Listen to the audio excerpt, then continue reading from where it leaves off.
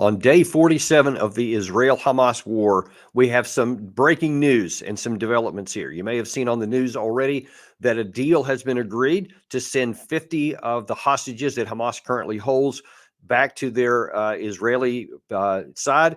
And of course, some of those are supposed to include some Americans. It's certainly the hope it is. Now, while that's certainly good on the surface of it, there are some bigger issues that fall, and it's clear to understand from the beginning. This does not mean the end of the war. It doesn't even mean a ceasefire per se, but it does have at least a near-term hope. And we want to talk a little bit about that today and give you a little bit of a deeper dive to understand what the meaning of this hostage release is, what the ramifications are, and the difficulties that still lie ahead, both for Israel and the United States. First of all, I want to show you a little bit of a clip of what happened on the Israeli side, because this deal was not as easy as it may have appeared. And there was a lot of opposition on the Israeli war cabinet itself to even agreeing to this. But it finally did. Here's how it went down. Intense negotiation overnight. We didn't hear from the Israeli cabinet till the early morning. There was some opposition. Talk us through how the vote finally came through. Started later on in the night, and it took more than 6 hours, not just for the vote, but debating, because you had many members of the cabinet that was against this deal right from the start. You had the National Security Minister Itamar Ben-Gvir, as well as the Finance Minister Bezalel Smotrich, who have been dead against it. They said that all of this time they've been warning Israel against any kind of not just negotiations, but before this, clamping down on Palestinians. And they said that this could allow more prisoners to be released, prisoners they said that should actually be receiving the death penalty, because that is what Itamar Ben-Gvir has been pushing for in the last few months. So a lot of political wrangling. But interestingly, Smotrich, the finance minister, he changed his mind. His party changed their mind. Initially, they went in saying absolutely this will not go through, we will vote against it. And then they voted for it, saying that they realized, having debated it, that it was in the national interest for Israel and to ensure the return of those held hostage, which is not just the only goal. The war isn't just the only goal against Hamas, but also those captives. Now, let's look a little bit at those captives, because we often take a look at the bigger picture and in the geostrategic ramifications, and we're going to do that here in just a few minutes. But I also don't want to miss the fact that, especially on this holiday of Thanksgiving, there's going to be some reasons for some individuals to have a great deal of Thanksgiving. And let's not minimize the potential tremendous positive impact this is going to have on the family of 50 of these hostages. Around 50 of the women and children taken in the October 7th terror attacks. 3 Americans are expected to be released in the first group, a senior administration official says, including 3-year-old Abigail Moridan, her family hoping she'll be home for her birthday on Friday. She's turning 4, and to just imagine that she comes home and is with her family is our light right now. In such a very dark and terribly horrific period. Here in Israel, urgent phone calls to families. The mother of 21-year-old Mia Sham, last seen in a Hamas propaganda video almost 5 weeks ago, praying she'll soon see her daughter in person. How are you feeling this morning, Karen? Shaking since the moment I woke up. It's like a Russian roulette. We are waiting to see who will come back home.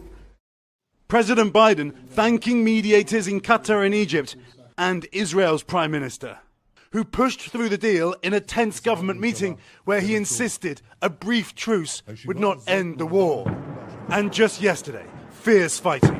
250 airstrikes, Israel says, ahead of the initial 4-day humanitarian pause starting tomorrow.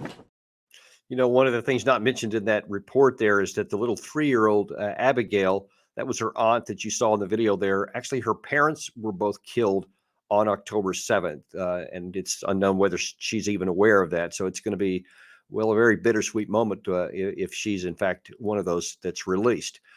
But that just goes to underscore the terrible human toll that this war continues to have on everybody. And as that last part of that report just showed, and as well as the comment on the first report we had there, the war continues going on. And this is a humanitarian pause. It's a cessation of fighting for long enough to get the hostages exchanged.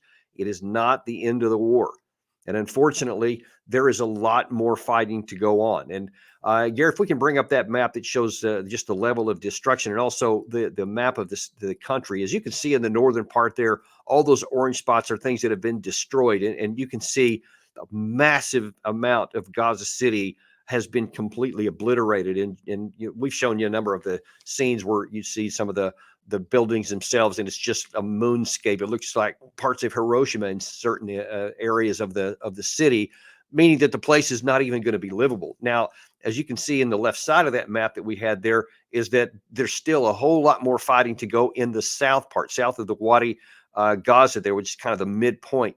So all these million people have been moved out of the north and have been moved into the south. And that is where Israel expressly says is the next area on their target list.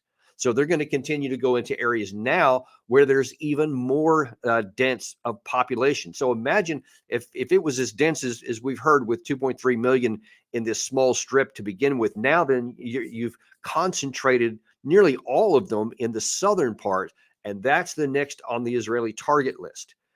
Benjamin Netanyahu continues to say that his objective is the destruction of Hamas, and he's going to continue to take whatever action he deems necessary to get that done. And as we've seen already, that means that tens of thousands of Palestinian civilians are likely going to be killed and wounded. And it remains to be seen whether the global Western world or the Arab world are going to tolerate that, because the support in the West has been significantly fraying. I think that's probably a significant reason why the Israeli cabinet members who were against the hostage release finally relented and said yes, because I'm very confident that the U.S. administration put a lot of pressure on them to do that very thing, because if they were seen, the Israeli military were seen as being uncaring even about the Western hostages, even about their own hostages, that could further fray the level of support without which Israel can't continue to wage this war.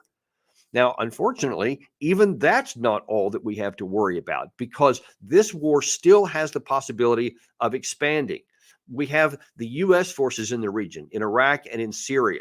Ever since October 17th, about 10 days after the start of this war, we have been attacked in many different places in Iraq and Syria. You can see on the map here, these are all the locations to where there has been attacks on American people, on our troops in the region. And this is just part of the story right here. We have, there was another attack yesterday where this time the United States actually had an AC-130 gunship in the air, which took out the people who were trying to attack the United States. But what is clear, there have been 3 airstrikes against either the Iranian-backed groups themselves or against the Iran-backed areas where they're holding ammunition and other storage facilities. And it's clearly had no impact on deterring them from attacking more, which means more are going to continue to come. And it's one of the common themes we have on our show here, that the lives of the Americans that are in those areas there in Iraq and in Syria are basically just sitting in the desert with targets on their back, wondering if any of these attacks are finally going to drive home and an American will be killed. And of course, at that point, there will be enormous pressure on Biden from the likes of Jack Keane, from the likes of Lindsey Graham, many others in Congress that will say, we need to teach Iran a lesson and we need to go after the IRGC in Iran, et cetera. And of course, then that has all kinds of opportunities to spill the war over and now draw us actually into the fighting, as Iran almost certainly will retaliate because they have a lot of opportunities to do that. Unfortunately, that's not the end of it also. Now, it's been less in the news in many places, but also down in Yemen, there has been lots of fighting recently. They have fired cruise missiles, actually, all the way from Yemen up to Israel. So far, those have all been intercepted. They have now taken to capturing pirating ships in the sea that they at least claimed was owned by Israel. Israel says that that particular ship they took wasn't, but they've taken them hostage and said it had an Israeli flag on it. And apparently they're going to continue to do that. In the northern part of Israel, there is the Hezbollah has been continuing to ramp up its attacks. And in the northern part there, you can see on this current map here, each of those spots represents the attacks of just yesterday. There were 17 more attacks from Hezbollah into the north part of Israel, and that is putting enormous pressure on the Israeli government from the Israeli citizens in that impact zone, that they're demanding that the IDF take preventive action and actually launch into a war into the northern part of Israel, into the southern part of Lebanon. And again, that could also spawn the war into an unknown territory. It's unclear if, for example, Turkey, our allies, we talked about on this show with Doug McGregor just yesterday, or any of these other groups in the area, Kataib Hezbollah in Iraq, they could take a more proactive attack, especially if we end up hitting more of their people or this thing spirals out. There are so many things that are at play here, in so many ways this could go sideways. It's great that we celebrate the victory, that we are going to get some of these hostages back, but we cannot lose sight of the fact that this is a much bigger, much more volatile situation than many are aware of, and that we have to do everything in our power to protect the civilians in the Gaza Strip, to recognize that the innocent civilians that are trapped inside Gaza are just as valuable, just as important as the innocent Israeli civilians who were murdered on October 7th.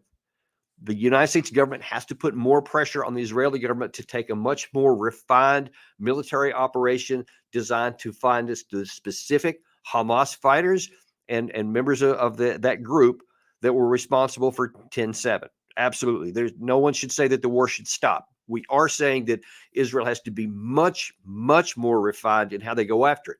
This is not merely a humanitarian issue. This is not merely a moral issue, though it is both of those things. As I vehemently argue, it should be a high priority for the Israeli government not to kill anyone that's innocent. But it's also a very practical political issue. The Israeli government, if they want to maintain the support of the West, and if they take that for granted, they may find to their consternation that it is not a permanent automatic thing. It could be weakened and it could collapse. It's also not a wise thing to assume that Erdogan in Turkey is just blowing smoke, that he's just making a lot of blather, but it intends to take no action. Or that some of these other groups, that Yemen will not succeed, that Hezbollah will not attack south. It is a bad assumption to assume that all of those things will continue to go on, irrespective of what Israel does, even if they continue with the same sledgehammer top operations when they go into the south and continue killing Palestinians in large numbers.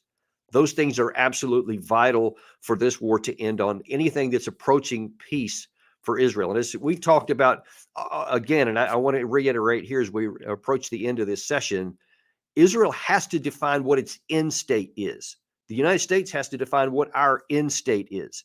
It can't be enough to just say we're going to destroy Hamas. Who knows what that even means?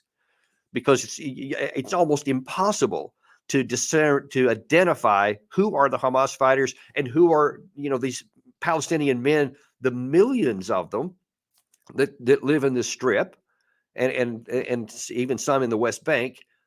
But how do they distinguish between just an angry Palestinian man who's mad because his house was destroyed, that half of his family got killed, and a Hamas person who is responsible for 10/7? How do they distinguish between those things? And at the end of the day, will they come to a situation where there is ability to have peace for Israel and a justice for the Palestinian people? Right now, I don't see that Israel's on a path to do that. I see that Israel's on a short-term myopic path to just say, let's kill all the Hamas people, whatever it takes, with no thought given to what comes next. And if you don't give thought to what comes next, you could end up with something far worse than what you have right now. We're going to continue to monitor this for you. We're going to continue to bring you the deep information and the context that is so vital to understanding what's going on right now. And we will remain unintimidated and uncompromised in bringing you the truth. That's all we have for you today. We hope you have a nice Thanksgiving with your family tomorrow. And God bless you all. And we will see you next on Deep Dive.